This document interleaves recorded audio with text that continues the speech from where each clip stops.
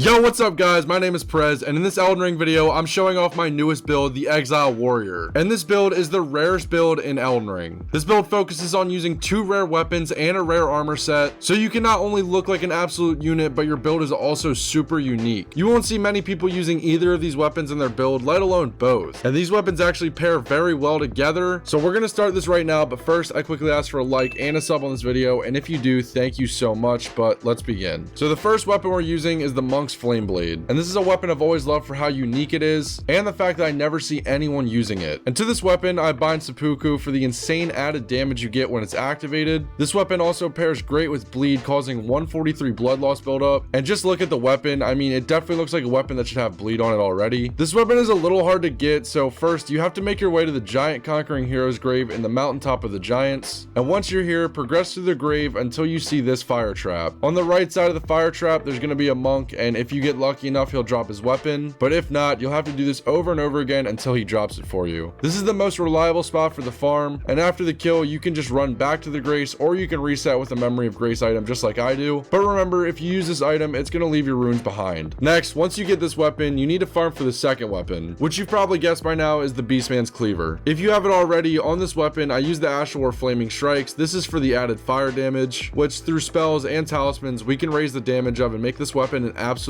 beast. It's also got a very cool look to it, and when these two weapons are paired together, it looks ridiculous. If you need this weapon, the best spot for it is the beside the Great Bridge Grace, and at the bottom of the elevator there's a Beastman here. You just need to kill him, and once you get lucky enough, again, it'll drop for you. Once you have farmed both these weapons, that's basically the hard part done. These weapons both hit super hard and can stack some crazy high damage with the buffs we put to them, and they have a great look when paired together, and since these are curved swords, they have an amazing moveset when power stanced. In your offhand, I also recommend using a seal, and this is just for the incantation Flame Grant Me Strength. As I always say, if you want to use more spells, feel free to. I'm just not the type of person to use spells. I just never have been in Souls games, but I could definitely see Fireball working great in this whole build. Flame Grant Me Strength will obviously just boost our physical damage, and since we have the Beastman Cleaver bound to fire damage, it's going to boost the damage of that too. For the armor I'm using, it's the Exile set, so it's going to be the Exile hoodie and the chest piece, and for the rest I'm just using what I think matched well with it. If you want to boost the damage though and be super OP, you can always just use the white mask and Raptor's black feathers, but again, if you want to be OP, you can just use this build instead, because this build really is the most overpowered build in the game. But if you want the Exile armor set, it's actually not that hard to get. Inside Stormville Castle, just go to the left side Chamber Grace, and just outside the Grace there's a whole army of enemies wearing this armor set, so just kill them until you get the armor to drop, and once it all drops you're now good. Now it's time to round out the whole build with talismans, and in the first slot I use the Claw Talisman like in all my builds. I just like using jumping attacks. It's such an easy way to get safe and easy hits off, and it also has bonus damage, you can evade attacks, and it has a high chance to stun enemies, so this is just an easy choice for me. Next, I use the Lord of Blood's Exaltation. On the Monk's Flame Blade we're using seppuku, so this will obviously give us more damage when we use this. Next, I use the Fire Scorpion Charm for the bonus damage to fire, and on the Beastman's Cleaver we have fire damage bound to it. And finally, I use the Rotten Wing Sword Insignia. Since we're power stancing curved swords, there's lots of swings that can be put out fast and with high damage, so getting awarded with successive hits for even more damage is definitely a good option for this build. And in your physic you can use the Flame Shouting Crack Tier for bonus fire damage, and also the Stone Barb Crack Tier for easier stance breaks. I never like to tell people how to spend their runes on upgrades, but I will recommend some upgrades for you. 25 strength is the minimum strength you'll need for the Beastman's Cleaver, and 18 dexterity is the minimum dexterity you'll need for the Monk's Flame Blade, and you'll also need 10 arcane for a good seal. And raising the arcane stat will only help to boost the fire damage and the drop rate to these weapons, so I definitely recommend upgrading your arcane. You may also need to upgrade your endurance for the heavy load this build has on it, but for the rest of the points you can spend however you want. Here are the soft caps if you need them, and I'm just going to leave these on the screen as I wrap up the video. But thank you guys so much, especially if you made it all the way to this point in the video. Seriously, thank you. Comment chat if you're still here, and if you are, maybe you could leave me a like and a sub on this video. Thank you guys so much for all the support. I love every single one of you guys, so thank you guys so much. But other than that, my name is Prez and I'm out, bruh.